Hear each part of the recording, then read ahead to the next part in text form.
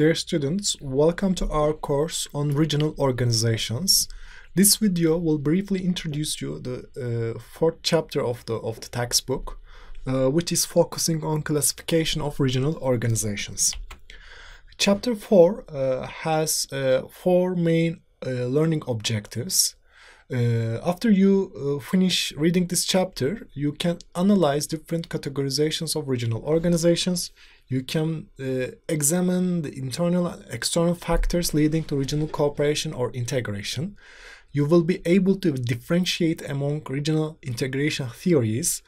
Finally, you can also shed light on the concepts of diffusion, emulation, learning among regional organizations. Accordingly, this chapter has four main titles. The first title is dealing with different categorizations of regional organizations. The second title is dealing with reasons for cooperation and integration. The third title is addressing regional integration theories, and finally, the final title is focusing on diffusion, learning, and democracy promotion. Let's start with different categorization of regional organizations. So there are two different waves of regionalism. The first wave of regionalism is said that started with the end of the Second World War. Regional organizations that were established after the Second World War are mainly founded in order to deal with economic, political, and security challenges.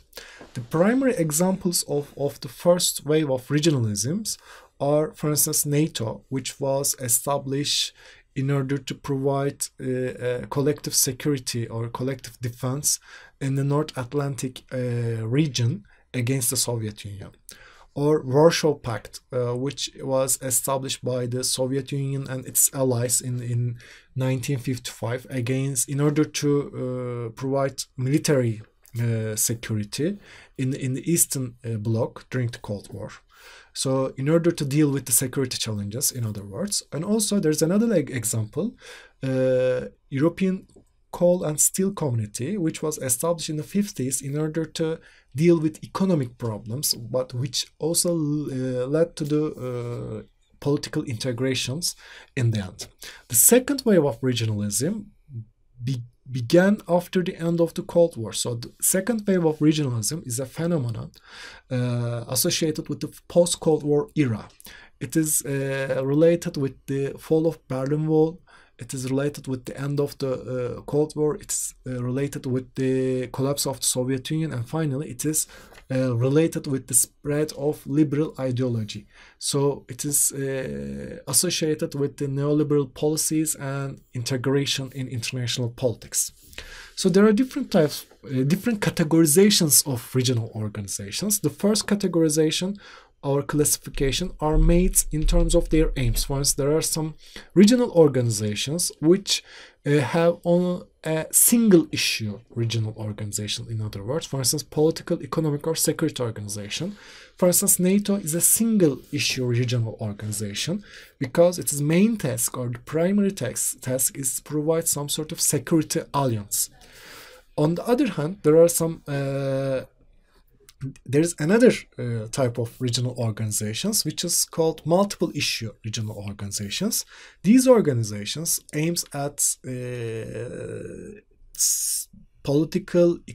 achieving political, economic, or cultural objectives at the same time. For instance, European Union can be considered as a multiple issue regional organization. Another classification is made according to their bureaucratic structures. There are some regional organizations with hard structures, or there are some regional organizations with flexible structures. And there's also another division which is called old regionalism and new regionalism. These are also created kind of different types of regional organizations. Another categorization is called shallow versus institutional regionalism. What are the factors affecting the type of regionalism? First of all, power relations influence the type of regionalism.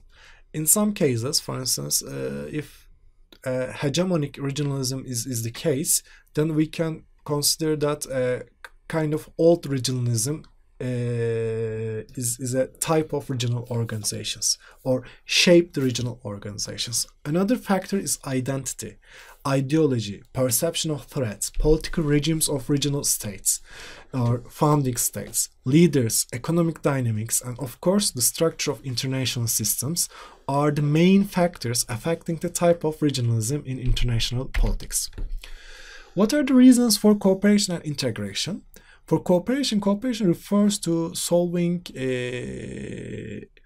collective action problems through cooperation. So this can be a collective security problem. So cooperation in this case aims at solving this collective security problem, or cooperation can aim at furthering economic interest in a particular region. Integration, on the other hand, has two characteristics. The one is pooling, the other one is delegation. In terms of pooling is related to the decision-making mechanisms within the organizations.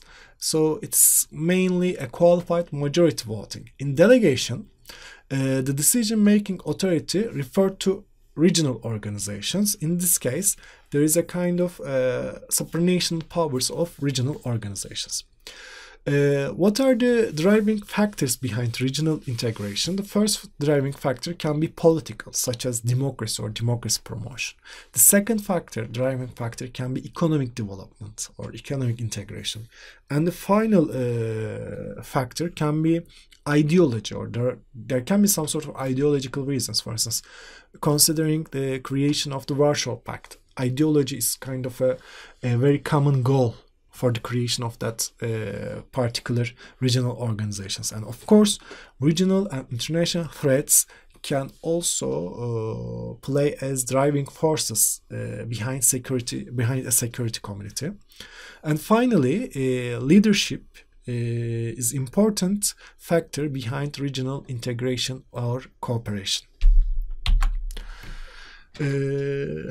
Let's move on to theoretical approaches to regional integration.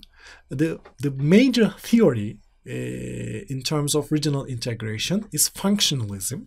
Functionalism is created or developed by or introduced by David Mitrani. So David Mitrani is an advanced supporter of functionalism, and this theory argues that functional needs leads to the creation of regional institutions and organizations. So this theory is focusing on international governance and functional aspects of or factors in creating the international and regional organizations.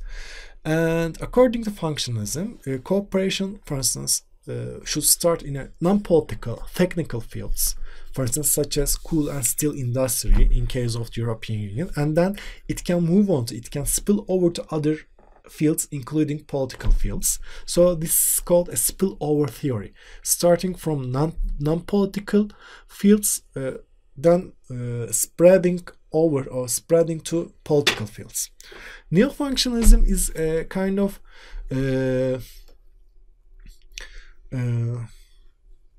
how can I say?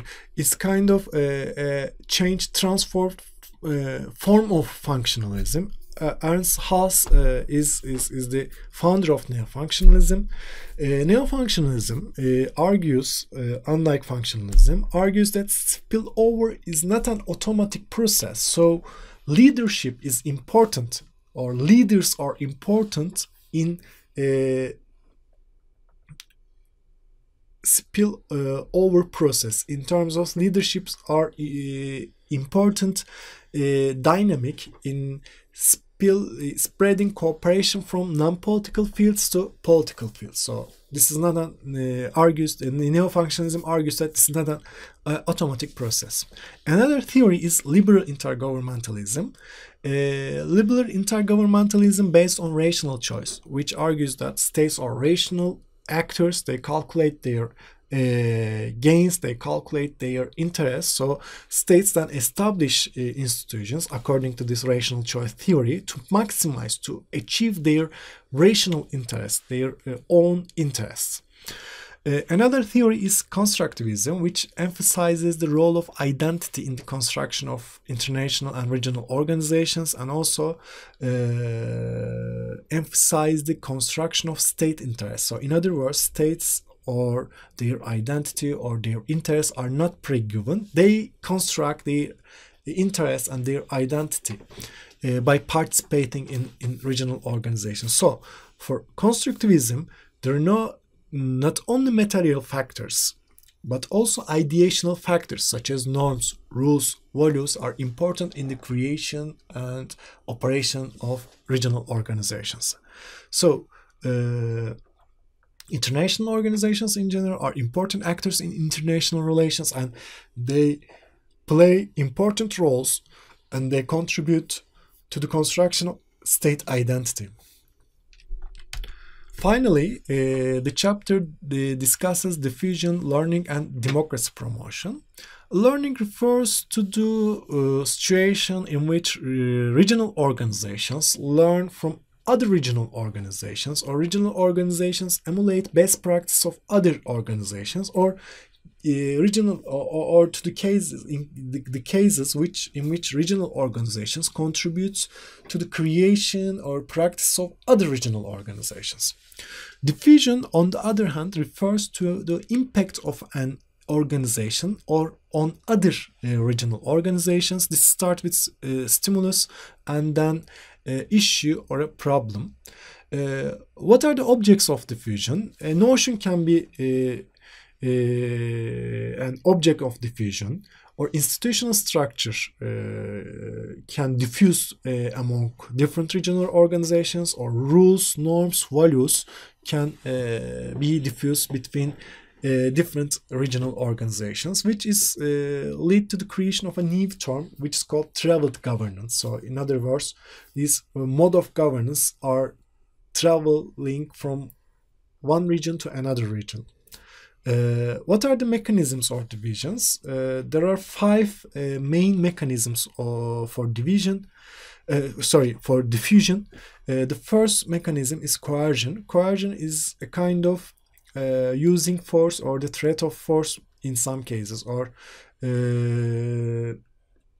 showing some sort of sticks, for instance. In other words, coerce a country or another state in order to obey the rules or norms of a particular regional organizations. But the second mechanism is incentives. In other words, in some cases, there are some incentives such as economic support or financial support or conditionality to adopt some sort of rules. Socialization is also a process, a mechanism of diffusion of norms and rules of a particular regional organizations. Persuasion and emulation are other mechanisms of diffusion. Finally, in terms of democracy promotion, EU's democracy promotion can be an example of a great or good example of diffusion. First of all, competition, political participation, free competition are defined as the necessary elements of democracy. So European Union is based on democratic values, and democracy promotion emerged one of its foreign policy tools. So democracy promotion in case of European Union refers how an actor encourages other actors to implement democratic norms and policies. There are 4 ways of democracy promotion for European Union. The first one can be the use of coercion. The second one, contagion. The third one, convergence, and the final one, conditionality. For instance, in conditionality, we know that Copenhagen criteria provide some sort of conditions for candidate states in order to achieve their full membership status. However, this is also a tool of democracy promotion in candidate states or convergence states. In convergence, states can willingly seek to adopt or achieve democratic reforms in their countries. So they converge with the democratic system of European countries. Contagion is a kind of diffusion of these rules towards new member states, democratic rules towards new member states. Thank you very much for participating this short video. Thank you for your participation. I strongly suggest you go and read your textbook, your chapter, because the main learning material is your textbook. This is only a very brief video on explaining the key terms and processes the chapter is dealing with. Thank you very much.